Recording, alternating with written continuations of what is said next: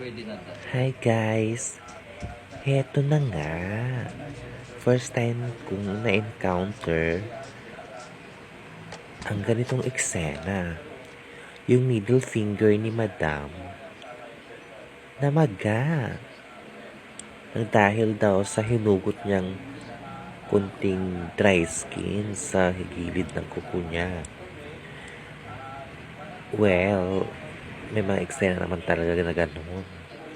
Tapos, ganito nga. Nagpalinis si Madam ng paa niya. Di, syempre, malapit-lapit nang matapos ang kanyang paa, sabi niya sa akin,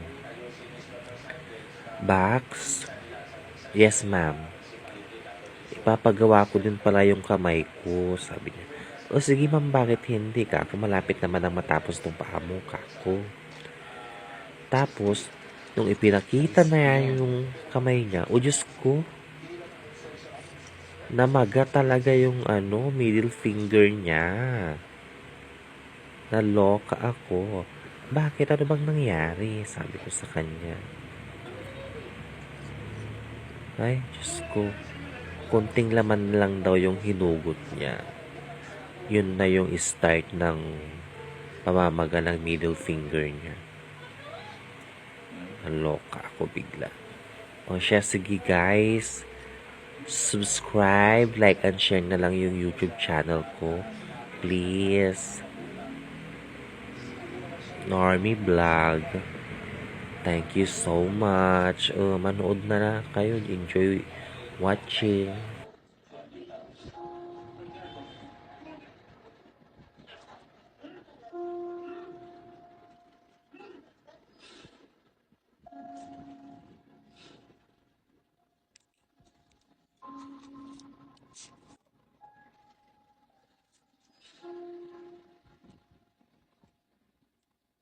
Agad din naman siya bigla sa Magsaysay Police Station sa Davao del Sur.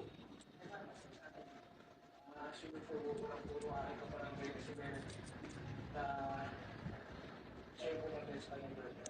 Agad din tinawag ng Magsaysay Police San Pedro Police ang pagsuko at pagtanin ng suspect.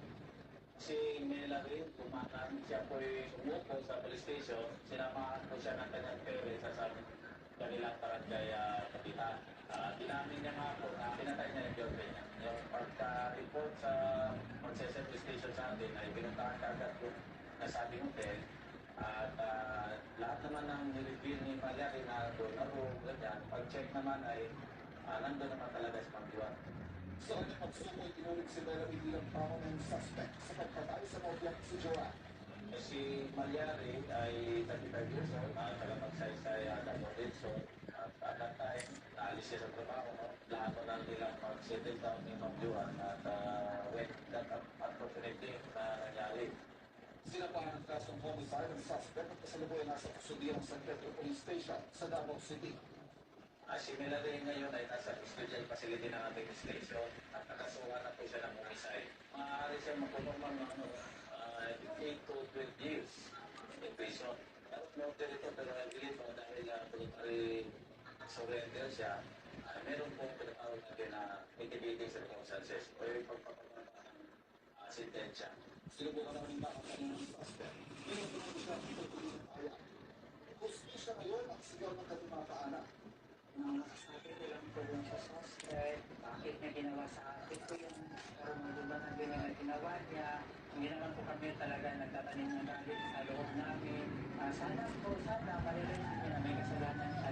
Pangako nila sa lumisan si Joanne, aarugain at mamahalin ang nauli ng anak. Alam niya naman po na mahal ko po siya. Kahit kailan hindi ko po siya malilimutan sa puso at sa isip. Huwag na po siya Sa diwa. yung anak niya na 5 years old, hindi na po siya magalala dahil suportahan ko, alagaan ko hanggang sa kaya ko po. Tsaka hindi ko naman papabayaan yung mama ko at saka yung papa ko. Rest in peace. Mahal kita.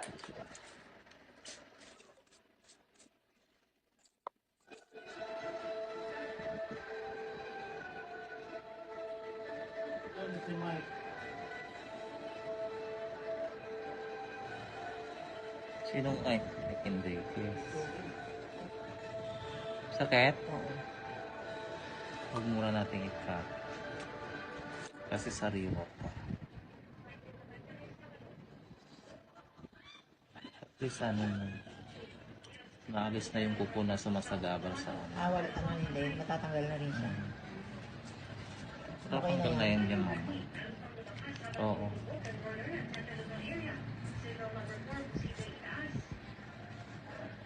Oo, betadine din lang nakagamit yan. Oo. Okay na. Oo.